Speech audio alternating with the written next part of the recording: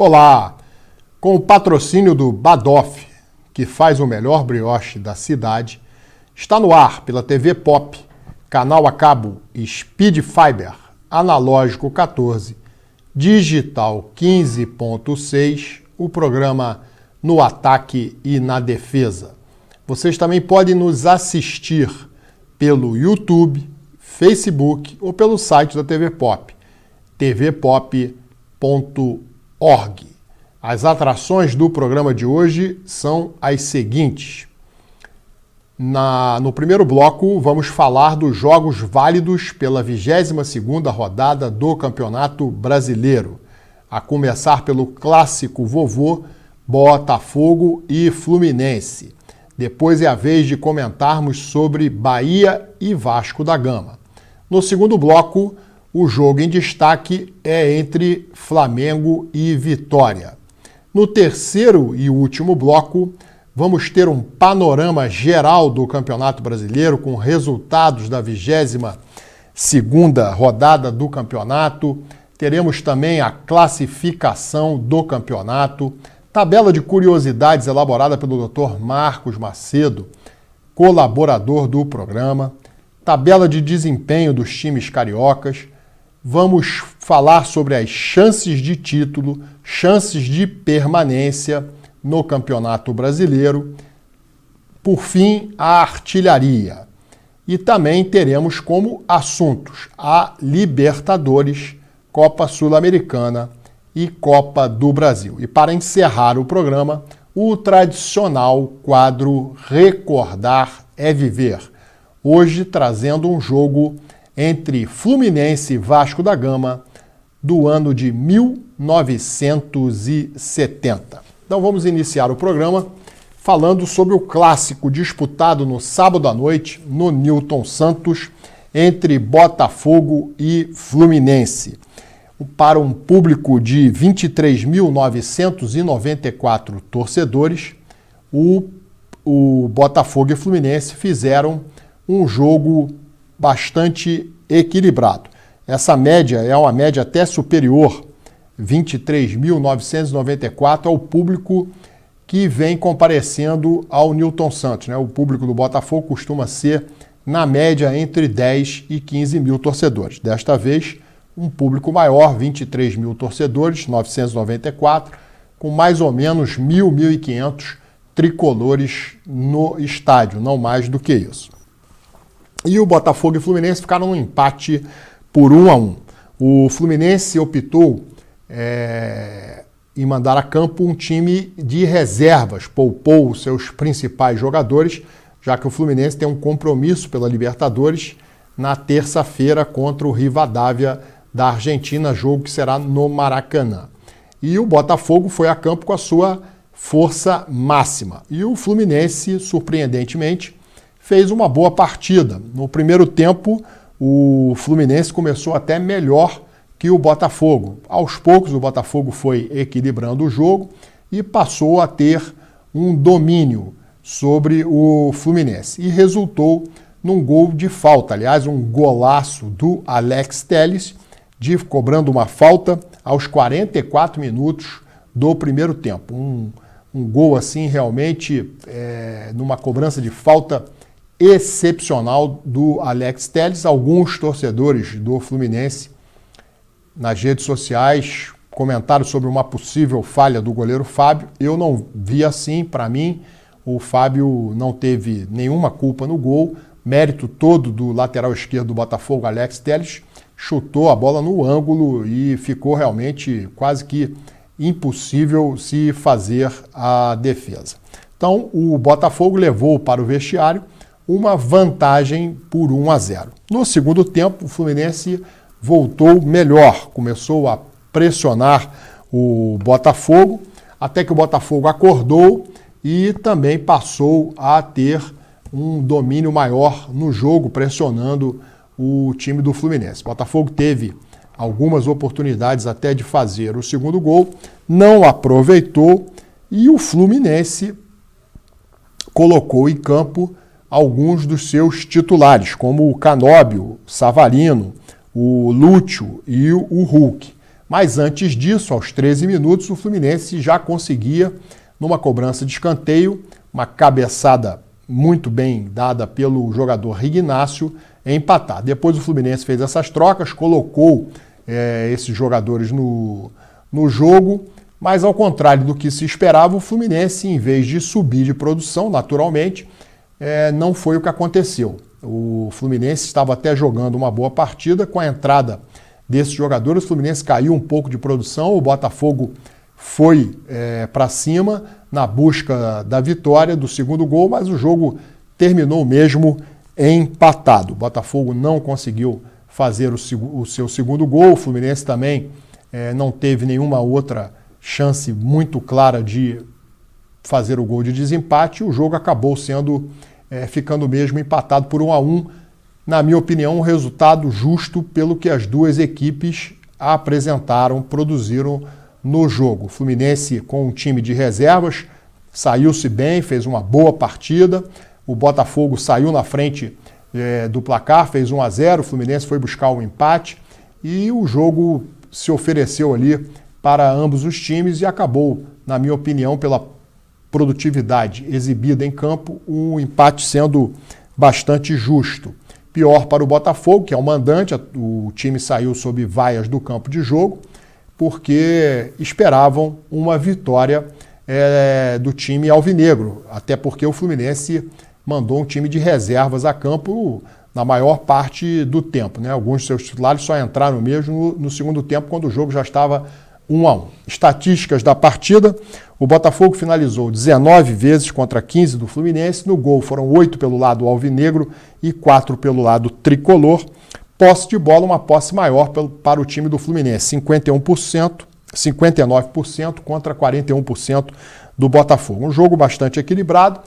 E os destaques, na minha opinião, pelo lado do Botafogo: o Alex Telles fez esse golaço de falta e fez uma boa partida também. O Danilo ali no meio de campo, sempre se destacando, junto ao lado do Montoro, que é um jogador muito habilidoso. Na zaga também nós tivemos uma boa participação do zagueiro Justino. Pelo lado do Fluminense, gostei muito da partida do zagueiro Inácio e também do Fábio, que sempre que é exigido, ele aparece fazendo defesas seguras, garantindo aí o empate para o Fluminense. Bom, foi isso que eu vi a respeito de Botafogo e Fluminense, e hoje nós temos aqui no programa um convidado super especial, o Enzo Krieger Pachá. O Enzo é estudante de jornalismo da PUC no último ano. Vou apresentá-lo aqui para todos. Ele vem ser meu filho e ele vai me ajudar hoje na condução do programa. Enzo, prazer em recebê-lo novamente aqui no programa No Ataque na Defesa.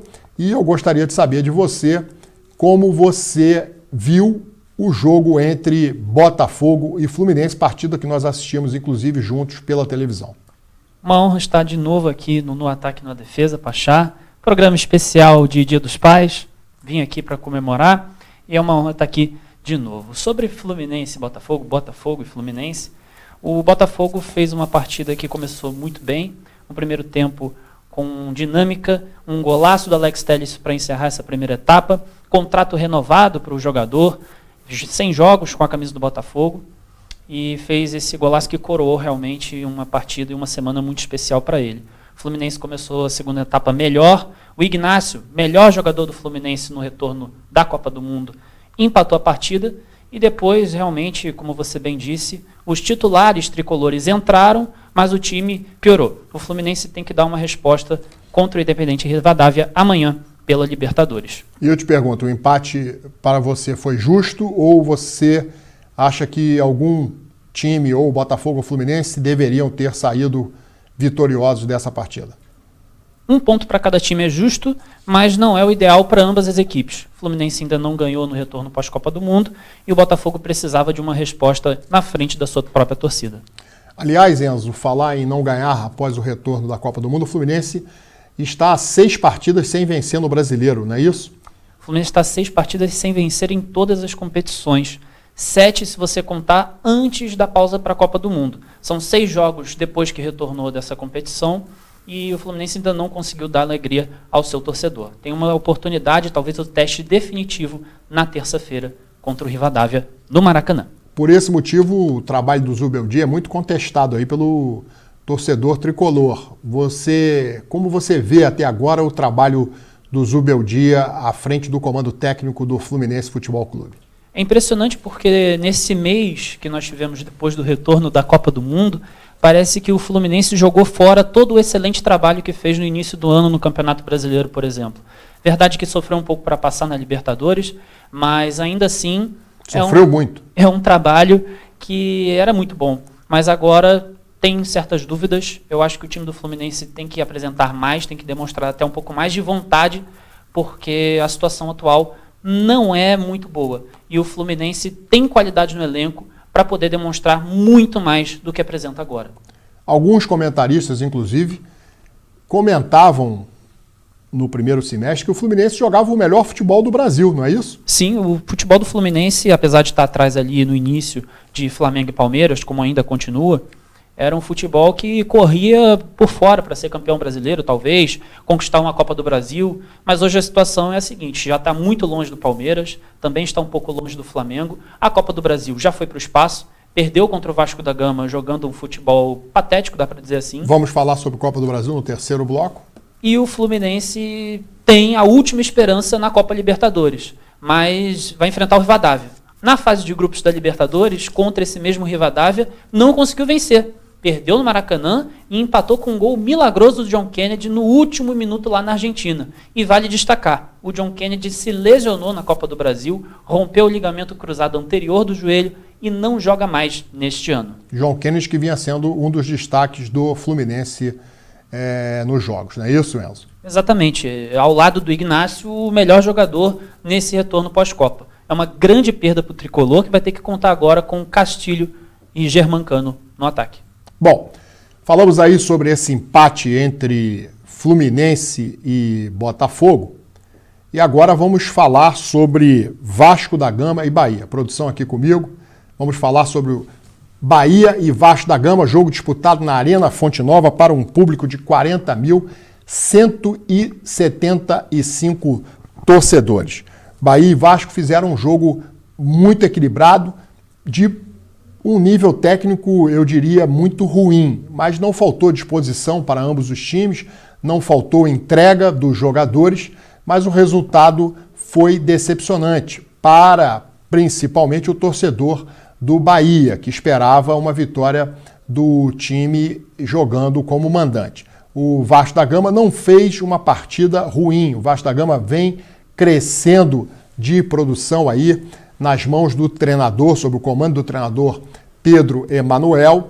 O torcedor do Vasco tem ficado satisfeito com algumas atuações do time, mas os resultados no Campeonato Brasileiro são frustrantes. O Vasco da Gama, com esse empate, permaneceu na zona de rebaixamento. No primeiro tempo, cada time teve um gol anulado. Foi uma partida de 4 gols anulados, 2 no primeiro tempo, 1 para cada time, e 2 no segundo tempo também, 1 a favor de cada time. Quer dizer, 4 impedimentos, 4 gols aí anulados pelo VAR por impedimento. Agora o Bahia, jogando como mandante, é claro, buscou mais o ataque, tanto no primeiro como no segundo tempo. A proposta do Vasco era a transição rápida de meio campo, de defesa para meio campo, ataque, buscando surpreender o Bahia nos contra-ataques. O Vasco, que perdeu um dos seus principais atacantes, o Andrés Gomes, se lesionou aí no aquecimento, não pôde participar da partida, foi substituído pelo Inestrosa, que não fez um bom jogo, mas o Vasco não faltou disposição ao time vascaíno. Mesmo assim, não pode ser considerado, tratando-se de um jogo na Fonte Nova contra o Bahia, não pode ser considerado um resultado ruim. O resultado é ruim pela situação do Vasco da Gama no Campeonato Brasileiro. O time está lá na zona do rebaixamento, está aí brigando para sair dessa incômoda situação, mas não fez uma má partida. Eu diria até que o Vasco teve algumas boas oportunidades de fazer o seu gol. O Bahia também teve as suas chances, mas no final ficou mesmo 0-0. O Vasco A exemplo do Fluminense, também 6 jogos sem vencer no Campeonato Brasileiro. O Vasco da Gama fazendo aí uma campanha muito ruim. Não por acaso está na zona do rebaixamento. O destaque do Vasco na partida, os destaques, né? O Léo Jardim, sempre que exigido, a exemplo do goleiro Fábio do Fluminense, ele aparece bem, é um goleiro bastante seguro e nessa partida fez 1 ou 2 defesas importantes. E no meio de campo eu destacaria aí a boa atuação, já há muito tempo, né? Vem ali dominando o meio de campo vascaíno, que é o Thiago Mendes. É realmente um bom jogador e, novamente, na partida contra o Bahia, ele se destacou. Estatística da partida, Bahia finalizou 6 vezes contra 8 do time Cruz Maltino, foram 2 no gol pelo lado do time baiano e 3 pelo lado do time carioca, 53% de posse de bola para o Bahia, 47% de posse de bola para o Vasco da Gama, então um jogo muito equilibrado. Eu pergunto aqui ao Enzo, nós assistimos a essa partida juntos também, Enzo, e o que você pode dizer sobre Vasco da Gama 0, Bahia 0, jogo na Arena Fonte Nova? Resultado justo ou alguém merecia vencer? O resultado foi tão justo que se os 2 gols de cada time tivessem valido, também seria um empate. Ou seja, uma partida bem disputada, bem equilibrada, as 2 equipes... Seria 2-2. Exatamente. Apesar do 0-0 no placar, buscaram ganhar esse jogo. E no final, 1 ponto para cada lado é ruim para o Vasco da Gama, por exemplo, porque está no Z4 e não consegue sair. No Campeonato Brasileiro, 6 jogos sem vitória e vive essa dualidade. No Z4, no Brasileirão, porém nas Copas vai muito bem. Avançou na Sul-Americana, avançou na Copa do Brasil. Então, se o Vasco conseguir tirar um pouco dessa fase copeira para o Brasileirão, pode ser importante para, por exemplo, não ter que sofrer no fim da temporada. Trabalho do treinador Pedro Emanuel, recentemente chegado ao Vasco da Gama, te agrada ou ainda é muito cedo para fazer uma análise do trabalho desse treinador? Ele conseguiu consertar alguns pontos muito importantes no time do Vasco da Gama, mas ainda não teve um resultado, por exemplo, no Brasileirão. Eu acho que ele conseguiu fazer com que o time tivesse moral para passar nas Copas, mas, de novo, na competição nacional, na Liga Doméstica, ele ainda não conseguiu fazer o time engrenar. Na hora que conseguir ajustar um detalhe aqui e outro ali, mais na defesa e também no ataque, na definição das jogadas, o Vasco pode ter mais alegria ainda para o torcedor. Bom, falamos aí nesse primeiro bloco de Botafogo 1, Fluminense 1 no Newton Santos e Bahia 0, Vasco da Gama 0 na Arena Fonte Nova.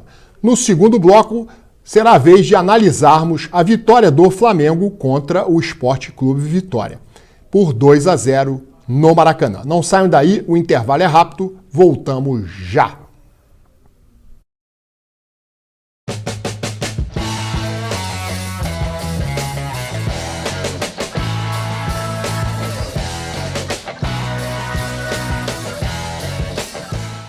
Você que está assistindo ao programa No Ataque na Defesa, preste atenção nessa dica. Se a fome atacar, contra-ataque com o melhor brioche da cidade. Massa macia, sabor irresistível e com muito recheio.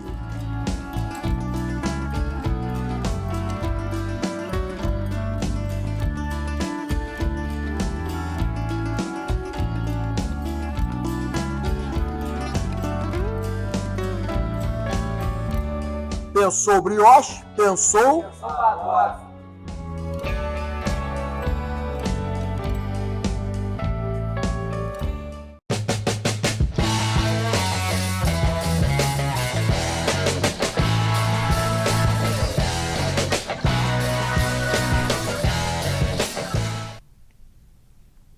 Estamos de volta com o segundo bloco do programa desculpa, No Ataque na Defesa. E agora é a vez de falarmos da grande vitória do Flamengo no Maracanã, mais uma vez lotado, sobre o Sport Clube Vitória da Bahia. Para um público de 58.226 torcedores, vou repetir, 58.226 torcedores. Nem Vasco da Gama enfrentando o Fluminense no Maracanã, um jogo que é um clássico com 2 grandes torcidas, não conseguiu levar esse público ao Maracanã. O Flamengo, nesse aspecto de comparecimento ao estádio, ele realmente está muito à frente de todos os demais clubes no Campeonato Brasileiro. É bem verdade que a taxa de ocupação do Corinthians é maior, porque o estádio do Corinthians, né, com capacidade para 40 mil, está sempre com a capacidade completa. Então, o Flamengo ele tem aí uma média de público em torno de 55 mil torcedores. No jogo contra o São Paulo, o Flamengo colocou 71 mil torcedores. Quer dizer, a torcida do Flamengo realmente é uma torcida digna de aplausos, porque comparece habitualmente, independentemente do jogo ou do tamanho da partida, ao estádio. Então, parabéns mais uma vez ao torcedor rubro-negro, 58.226 presentes nessa partida em que o Flamengo atuou no primeiro tempo muito bem. O Flamengo teve um domínio absoluto no primeiro tempo do jogo contra o Vitória. O Flamengo sufocou o Vitória com menos de um minuto. O Flamengo já criava ali a sua primeira oportunidade, uma boa jogada pela esquerda, uma conclusão de cabeça do Carrascal, poderia ter aberto o placar ali antes do primeiro minuto de jogo.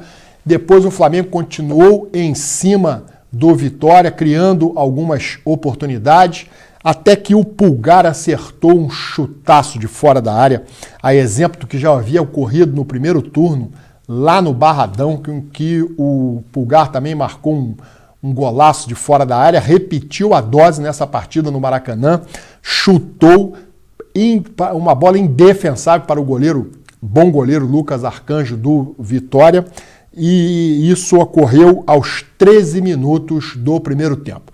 O Flamengo poderia ainda no primeiro tempo ter feito mais gols, mas ficou com essa vantagem, foi para o intervalo com essa vantagem reduzida de apenas um gol. E isso, evidentemente, é preocupante, né? Preocupa o torcedor do Flamengo, porque numa bobeada pode acontecer o empate do adversário, assim como, por exemplo, no jogo contra o São Paulo, em que o Flamengo era superior na partida, fez 1-0 e acabou sofrendo um gol do Calleri, e a partida terminou empatada, né? Frustrando os mais de 70 mil torcedores rubro-negros que compareceram ao Maracanã. Desta vez o Flamengo não sofreu o empate, mas no segundo tempo o Flamengo caiu um pouco de produção. O Flamengo, que no primeiro tempo tinha boas atuações, principalmente do Arrascaeta, articulando ali a maioria das jogadas ofensivas do Flamengo, uma boa participação também do Samuel Lino, Pedro um pouco mais apagado, mas todo o time do Flamengo jogava bem no primeiro tempo.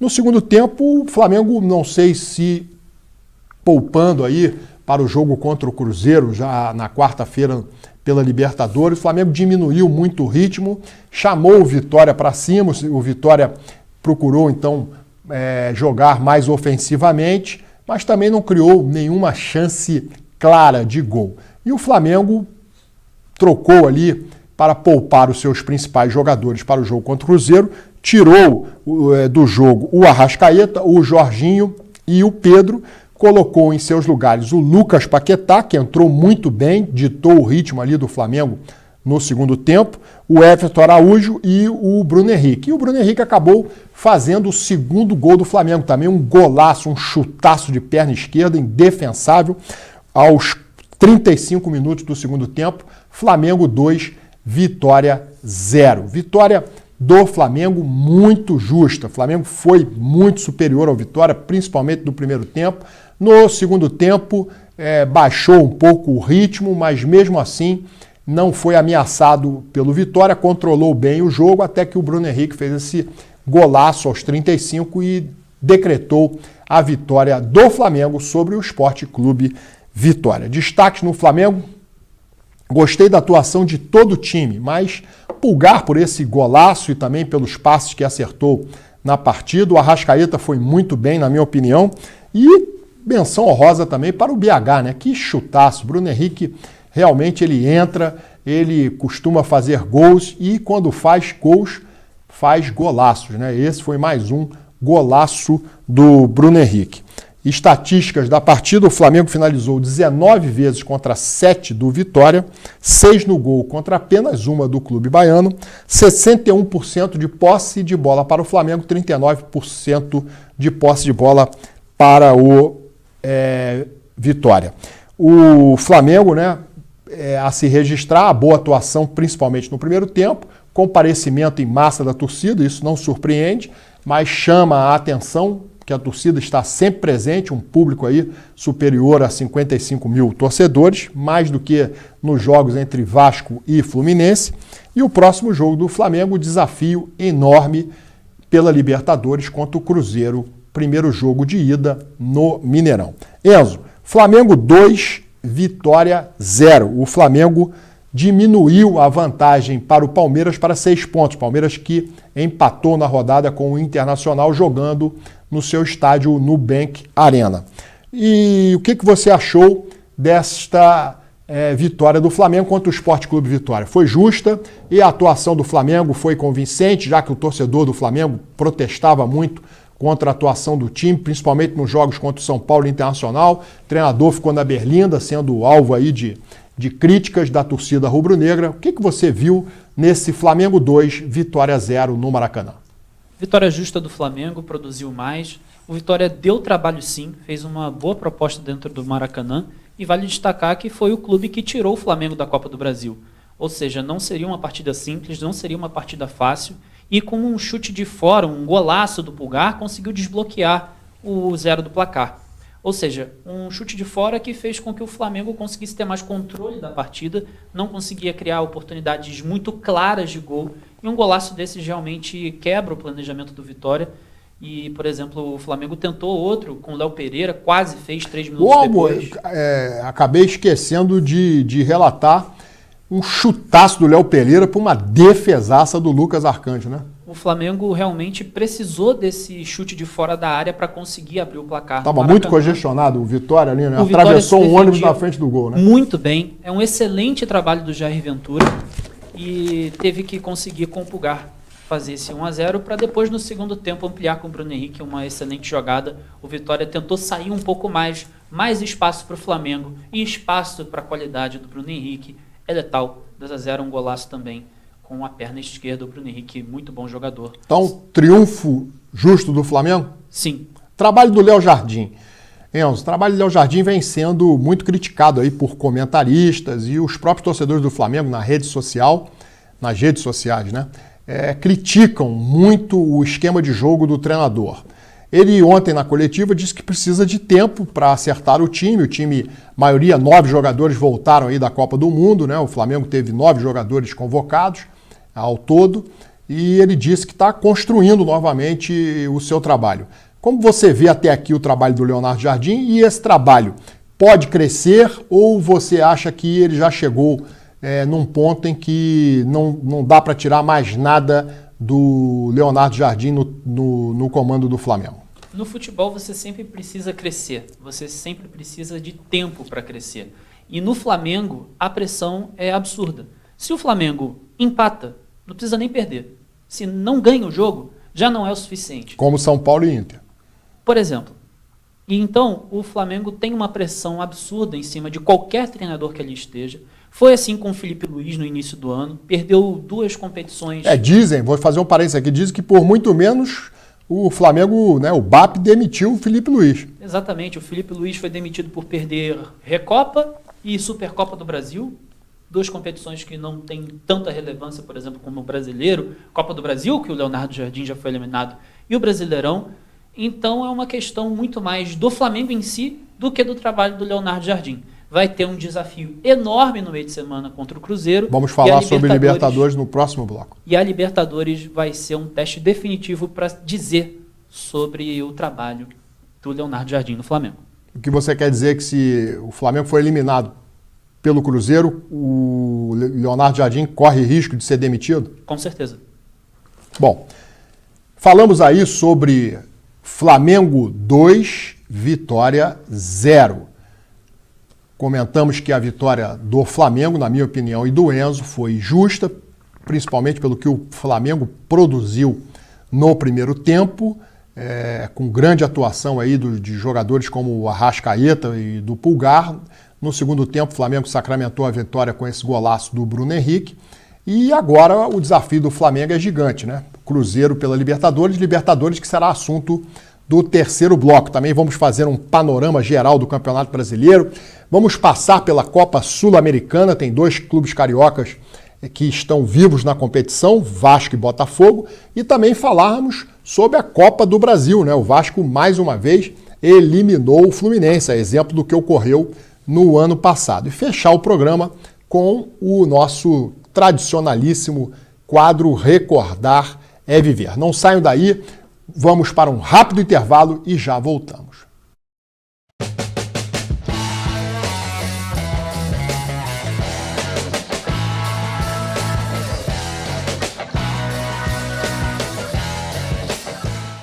Você que está assistindo ao programa No Ataque na Defesa, preste atenção nessa dica. Se a fome atacar, contra-ataque com o melhor brioche da cidade. Massa macia, sabor irresistível e com muito recheio.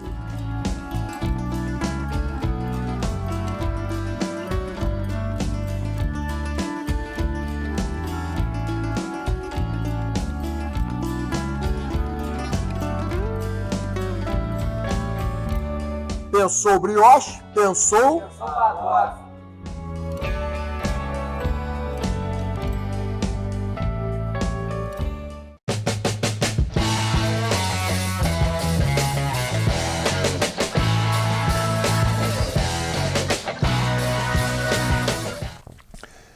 Estamos de volta com o terceiro e último bloco do programa No Ataque e na Defesa.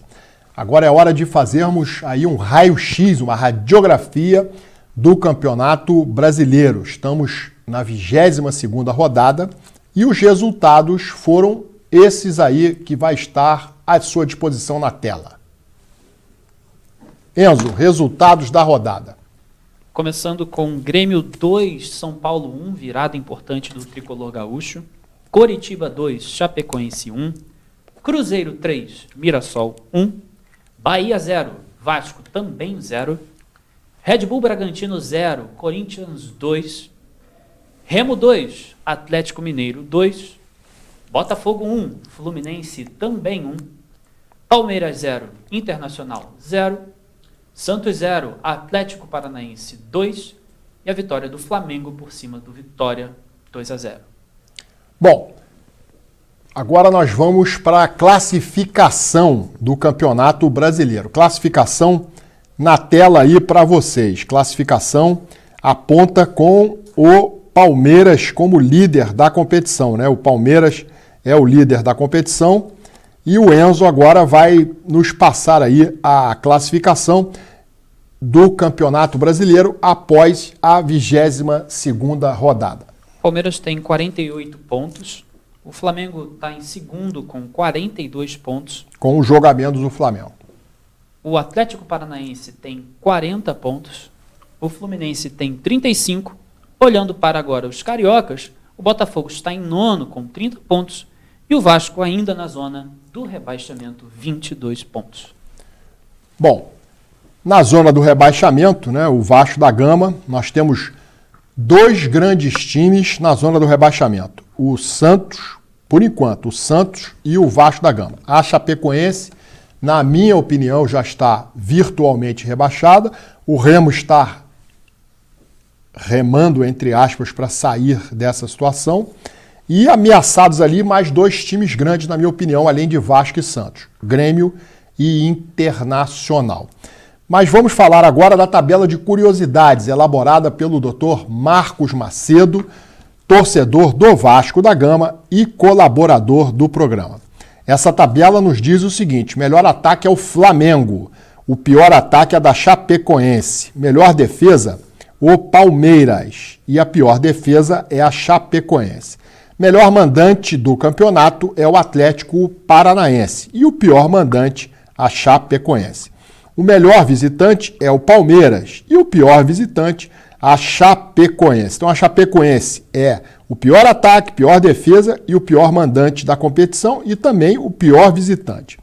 O Vasco completa 5 rodadas estacionados na zona do rebaixamento O Santos voltou nessa rodada para a zona do rebaixamento e o Fluminense chegou à sua quinta partida consecutiva com empate. Ou seja, o Fluminense só empata no Campeonato Brasileiro.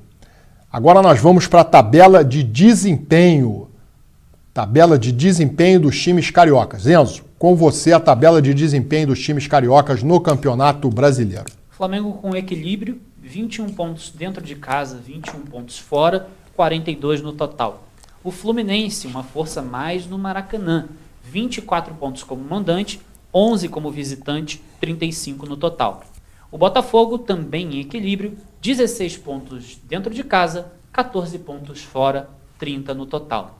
E o Vasco da Gama, uma força maior em São Januário, 17 pontos como mandante, 5 só como visitante, 22 no total.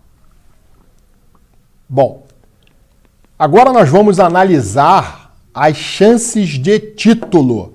Chances de título na tela. Enzo, chances de título. 50,3% para o Palmeiras, 40,21% para o Flamengo. Esse dueto tem, ou seja, quase 90% de chance de levar o título. O restante fica com o Atlético Paranaense, 7,54%, e daí para baixo uma chance já reduzida, Fluminense com 0,62%, por exemplo, Red Bull Bragantino 0,54%, Corinthians 0,23%, Cruzeiro 0,21% e Bahia 0,12%. Claro que tudo pode acontecer, mas se a gente simulasse o Campeonato Brasileiro daqui para frente, em 9 de 10 oportunidades, o título terminaria ou com Palmeiras ou com Flamengo. Bom, na minha opinião, Flamengo e Palmeiras, um deles será o campeão brasileiro. Não acredito, sinceramente, embora tenha chances matemáticas de 7,54%, segundo o site ge.com, o do Atlético Paranaense brigar pelo título. Muito menos o Fluminense, que as chances são abaixo de 1%. Flamengo e Palmeiras, um deles será o campeão brasileiro. A exemplo do que já vem ocorrendo nos últimos anos, essa dupla vem conquistando o Campeonato Brasileiro. Ora um, ora o outro, e só 2 clubes conseguiram impedir o título de Palmeiras e Flamengo, o Atlético Mineiro e o Botafogo. Fora isso, nos últimos tempos, Flamengo e Palmeiras, um deles é o campeão brasileiro.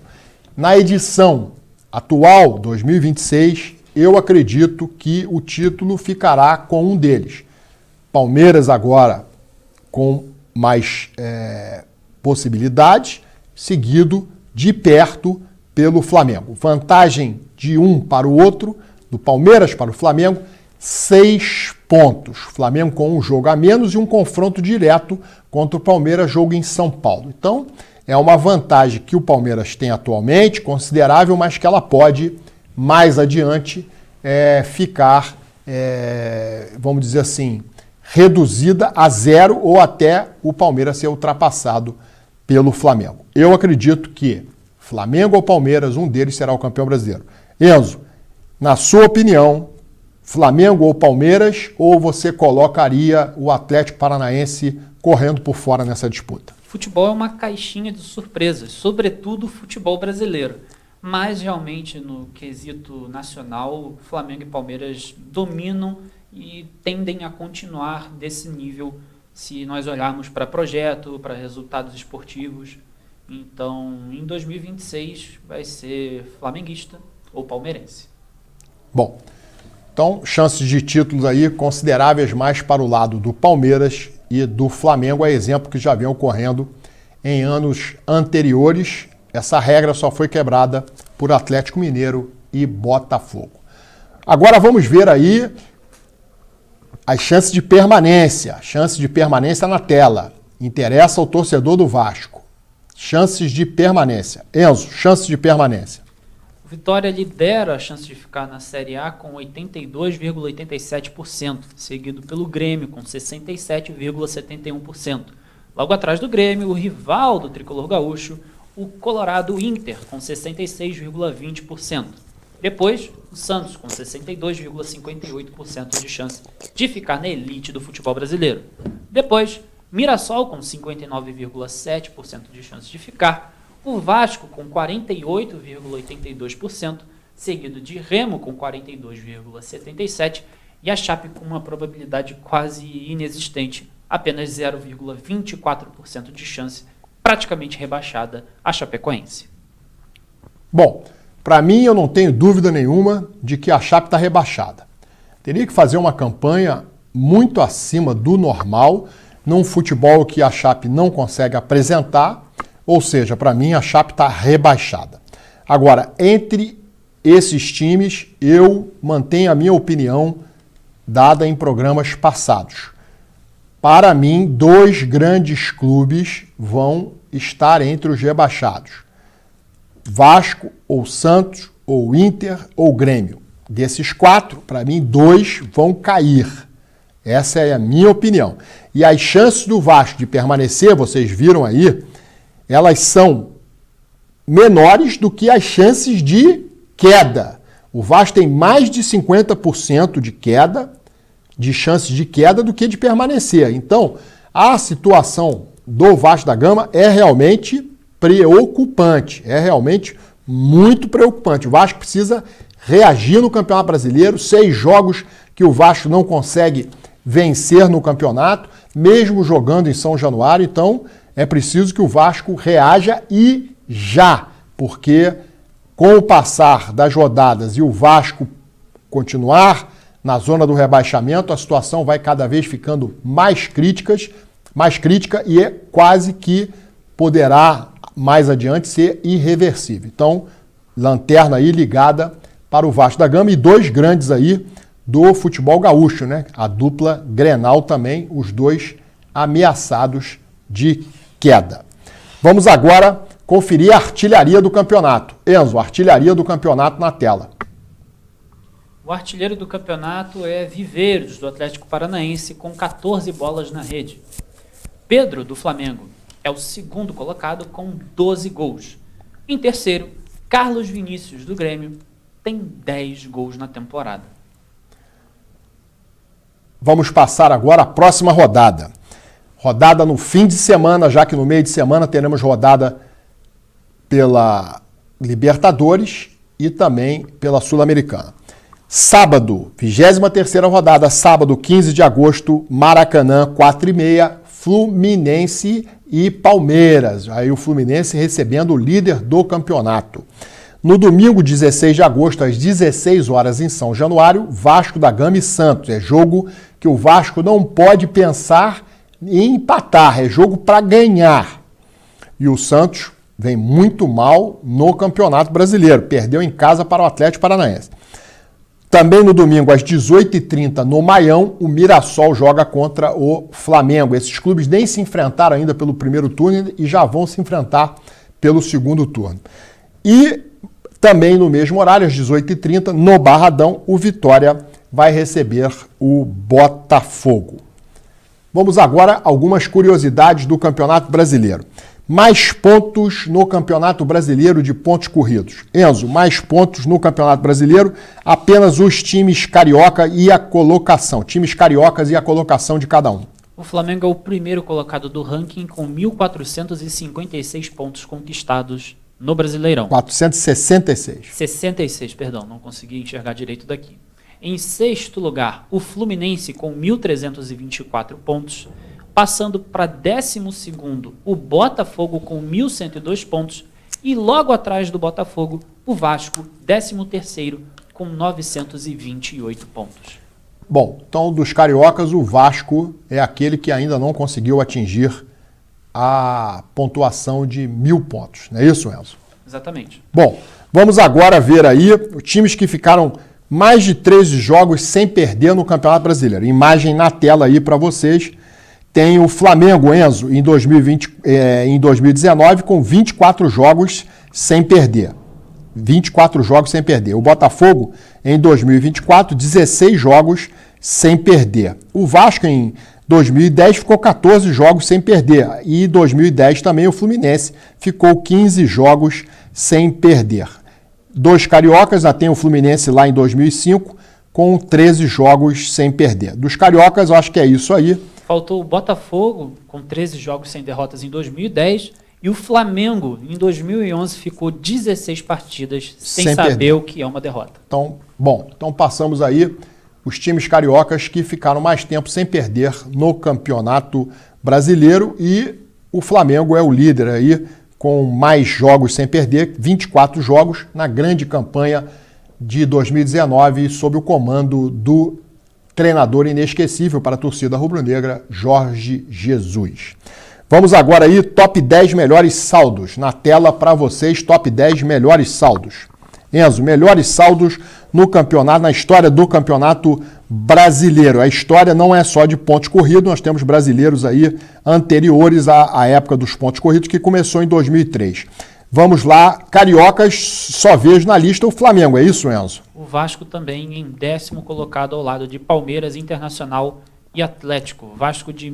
exatamente, 78. De 78. E o Flamengo em 2025 e 2019 terminou a competição com mais saldos. Em 2025, 51 gols.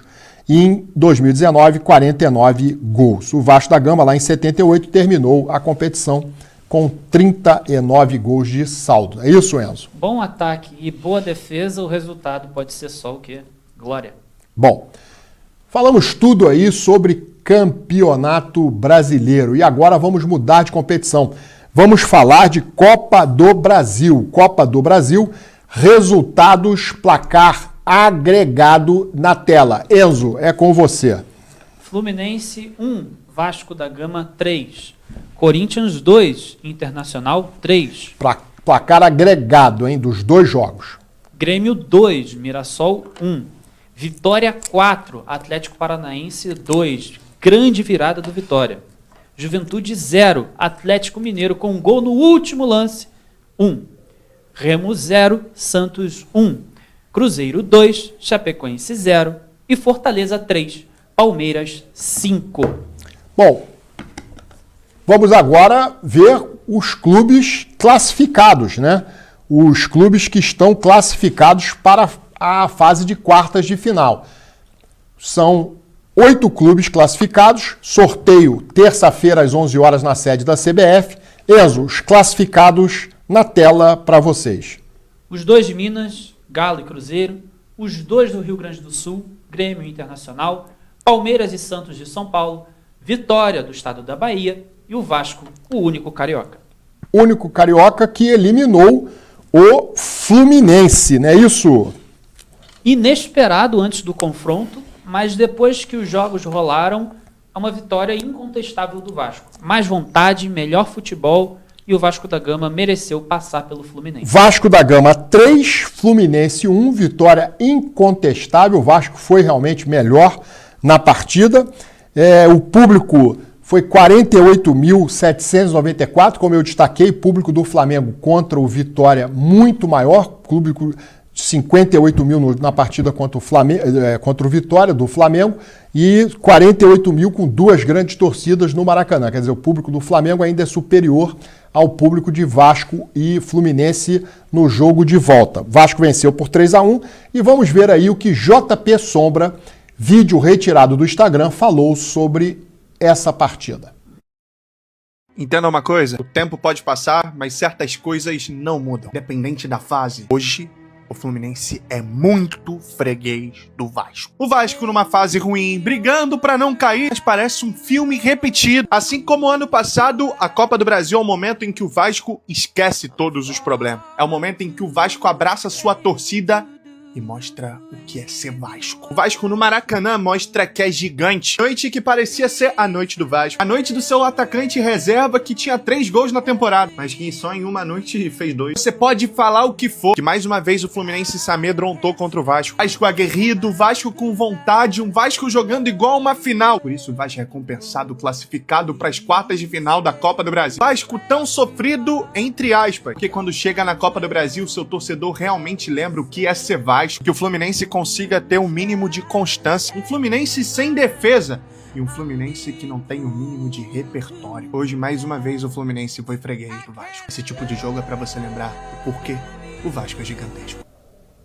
Bom, vimos aí o comentário de JP Sombra sobre Vasco da Gama classificado, eliminando pelo segundo ano consecutivo, o Fluminense da Copa do Brasil. Agora faltou aí apenas mostrarmos os títulos dos cariocas na competição, na Copa do Brasil. Títulos na tela aí. Flamengo, Enzo, quantos títulos? O Flamengo tem 5 títulos, Vasco e Fluminense ambos têm 1 e o Botafogo ainda não conquistou a Copa do Brasil.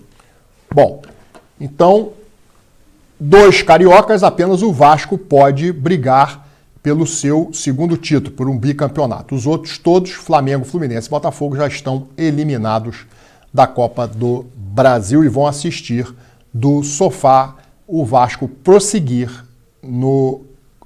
na competição. Bom, falamos aí de Copa do Brasil, classificação do Vasco sobre o Fluminense como destaque, e agora vamos para a Libertadores, falar de Copa Libertadores. Confrontos aí na tela para vocês. Confronto mais aguardado reúne Flamengo e Cruzeiro. Flamengo e Cruzeiro é o confronto mais aguardado. Entre os cariocas, o Fluminense recebe no Maracanã o Rivadavia da Argentina, clube que o Fluminense não conseguiu na fase de grupos derrotar. O Fluminense perdeu no Maracanã e empatou na Argentina. O confronto se repetirá na fase de oitavas de final. Flamengo e Cruzeiro é o principal jogo desses confrontos todos aí que estamos mostrando. Bom, vamos agora ver aí os títulos brasileiros na competição. Títulos brasileiros na competição. Enzo, Flamengo mais conquista. O Flamengo é o único tetracampeão, 4 conquistas. Com 3 conquistas, São Paulo, Santos, Grêmio e Palmeiras. Com 2 conquistas, Cruzeiro e Internacional. E com 1 conquista, nós temos ali Corinthians, Vasco, Atlético, Fluminense e Botafogo. Vamos voltar aqui. Bom, Enzo, vamos falar aí rapidamente sobre esse confronto entre Flamengo e Cruzeiro, o mais aguardado jogo das oitavas de final, jogo de ida no Mineirão. Você tem favorito para essa partida ou um confronto muito equilibrado, em que pese o primeiro jogo ser no Mineirão? O confronto é equilibrado, mas a fase do Cruzeiro atualmente é melhor. Depois da pausa para a Copa do Mundo, o Cruzeiro cresceu muito e tem um trabalho muito consolidado agora com o Arthur Jorge, que foi campeão com o Botafogo há 2 anos. Ou seja, o Cruzeiro vai ter que tirar vantagem desse primeiro jogo dentro de casa e o Flamengo é o atual campeão. Você nunca pode desligar o Flamengo da tomada e dizer que o Flamengo tem que ser subestimado nessa competição. Muito pelo contrário, o Flamengo tem a melhor campanha da fase de grupos da Libertadores. Eu acho que o Flamengo, se tiver um favorito, o Flamengo teria, na minha opinião, um confronto muito equilibrado, mas Flamengo 55% de chance contra 45% do Cruzeiro. Essa é a minha opinião.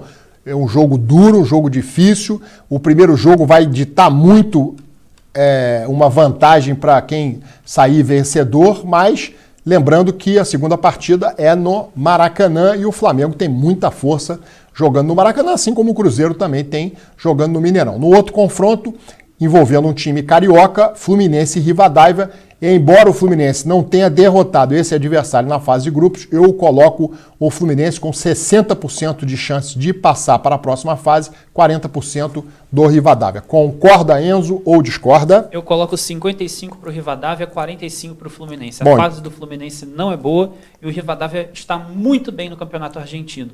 E, além disso, conseguiu melhores resultados contra o Tricolor na fase de grupos. Bom, muito bem. Vamos agora falar de Sul-Americana. Sul-Americana nós temos a participação de 2 cariocas. O Vasco da Gama, que vai enfrentar na quinta-feira, às 19 horas, em São Januário, o Olímpia, adversário que já enfrentou na fase anterior. E o Botafogo vai a Cusco, no Peru, enfrentar o Cienciano também na quinta-feira, às 9h30 da noite. Enzo, rapidamente, favoritos aí nos jogos de ida, da Sul-Americana, Vasco e Olímpia. Quem você acredita que seja o favorito nessa partida? Jogo de ida. Em São Januário, o Vasco é uma força muito forte e precisa de fato, ser o favorito para poder conseguir avançar, visto que na fase de grupos não conseguiu levar melhor sobre o Olímpia. E o Botafogo vai a Cusco, no Peru, tem altitude. Como você vê aí as chances do Botafogo vencer essa partida jogando contra o Cienciano, que eliminou o Nanluz, atual campeão da Recopa? O Botafogo tem esse fator da altitude, que deve ser considerado, mas em termos de futebol, é para o time carioca levar melhor. Só que, com a altitude, eu diria que é 50-50 para esse jogo de ida. Mas no Rio de Janeiro a história pode ser muito diferente. Bom, e agora, considerando-se os dois jogos, quem favoritos para passar de fase? Vasco e Olímpia. É verdade que o Vasco cresceu, mas eu diria que é 60-40 para o Olímpia. O Vasco precisa dar uma resposta ainda maior se quiser passar desse clube. E entre Botafogo e Cienciano, o Botafogo, para mim, com 65-35 para passar do adversário peruano. Então, Olímpia e Botafogo são, na sua opinião, os favoritos desses confrontos, é isso? Sim, mas não duvide da força do Vasco da Gama em São Januário. E o Vasco tem muita força nas Copas. Inclusive pode terminar o ano campeão de alguma Copa, seja do Brasil ou a Sul-Americana, e talvez rebaixado. Que loucura seria. Eu acho que isso é o que o torcedor do Vasco não gostaria que acontecesse. Eu acho que o torcedor do Vasco prefere que o Vasco não seja rebaixado a ganhar uma dessas duas Copas, ou a Sul-Americana ou a Copa do Brasil, e ser rebaixado. É uma decisão muito difícil. Eu preferiria não ganhar nada e não ser rebaixado. Mas, dada a situação de hoje do Vasco da Gama, é um time que tem mais força nas Copas, então é um cenário que realmente pode ser possível. Lembrando que o Vasco está sedento por títulos, né? Não consegue conquistar um título desde 2016, quando foi campeão carioca. Título nacional o Vasco não consegue conquistar, está na fila desde 2011, quando conquistou a Copa do Brasil em cima do Curitiba. Não é isso, Enzo? Exatamente. O Vasco tem que encerrar essa seca, mas ao mesmo tempo também tem que sobreviver na Série A. Bom, seria desastroso mais um rebaixamento, seria o 6º rebaixamento do Vasco no Campeonato Brasileiro. Bom, chama a atenção aí da produção para o corte no Instagram. Corte no Instagram. Produção, atenção. Nesta semana, teremos os jogos de ida pela fase de oitavas de final da Libertadores. O confronto mais aguardado é entre Flamengo e Cruzeiro, dois dos favoritos ao título. O Flamengo, atual campeão da competição, não está num bom momento. O time vem de atuações ruins e abaixo do seu potencial. E o treinador, Leonardo Jardim, já tem o seu trabalho muito contestado pelos torcedores rubro-negros. O Cruzeiro, ao contrário, após a chegada do treinador Arthur Jorge, vem crescendo de produção e mostrando um futebol competitivo. Nas Copas, o retrospecto do Cruzeiro é favorável sobre o Flamengo. O time celeste conquistou 2 Copas do Brasil contra o Flamengo e o eliminou em uma oportunidade da Libertadores. Está na hora do Flamengo mudar isso. Mas, para eliminar o Cruzeiro, o Flamengo vai precisar mostrar toda a sua força e capacidade técnica do seu time. E jogar, claro, com muita raça e disposição. Porque em um jogo desse tamanho, a raça e a disposição pode fazer a diferença, porque os dois times se equivalem tecnicamente. Para cima deles, Mengão. Bom, temos aí, ô Enzo, esse jogaço aí entre Flamengo e Cruzeiro pela Libertadores. Já falamos, já comentamos sobre esse jogo anteriormente, mas é o jogo realmente mais aguardado dos confrontos das oitavas da Libertadores. Bom, vamos agora passar aí, para finalizarmos o programa, o quadro Recordar é Viver. No quadro Recordar é Viver de hoje, vamos trazer aí uma partida válida pelo Campeonato Carioca de 1970, quando o Vasco sagrou-se campeão carioca, em jogo disputado contra o Fluminense. Foi o jogo chamado da carimbada nas faixas. O Fluminense venceu o Vasco da Gama por 2-0 e as imagens são do canal 100.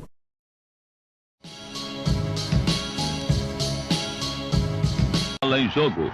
Para o Fluminense, tratava-se de pôr um pouco de água na cerveja da festa Cruz Maltina. E ao Vasco, cabia mostrar que o time é bom e mereceu o título.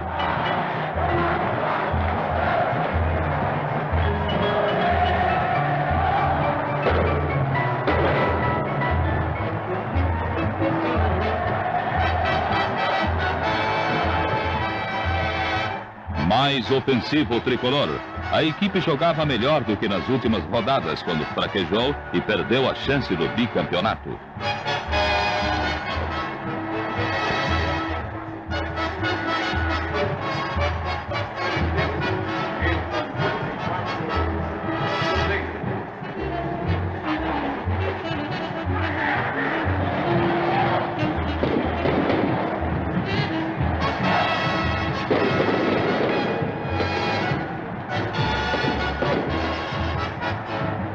Tim queria mais uma vitória que estava difícil de sair.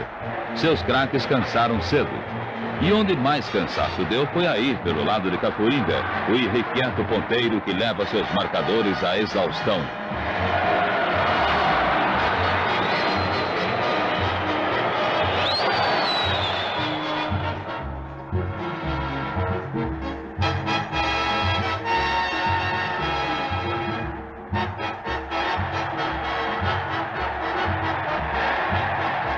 Uma falta e primeiro gol do Flu, Marco Antônio.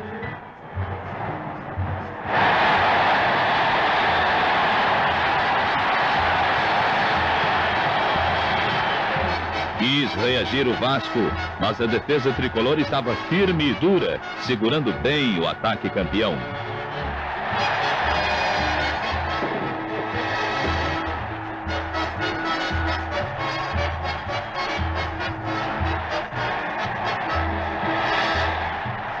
Quase no fim, o tricolor aumenta.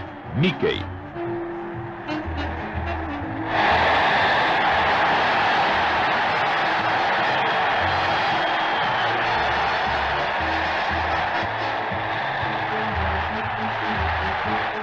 A última batalha foi perdida, mas o Vasco antecipadamente já era o campeão de 70.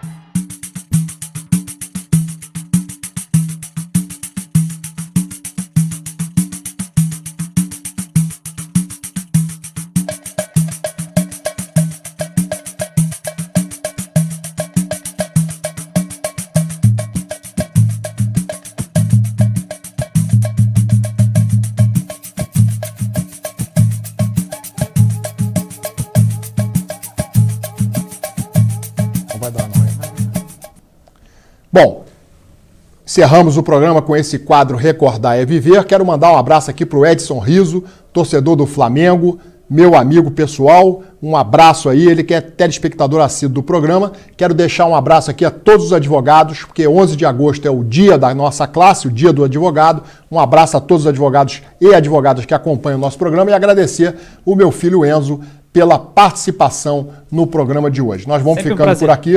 Obrigado, Enzo. Nós vamos ficando por aqui e até o próximo programa.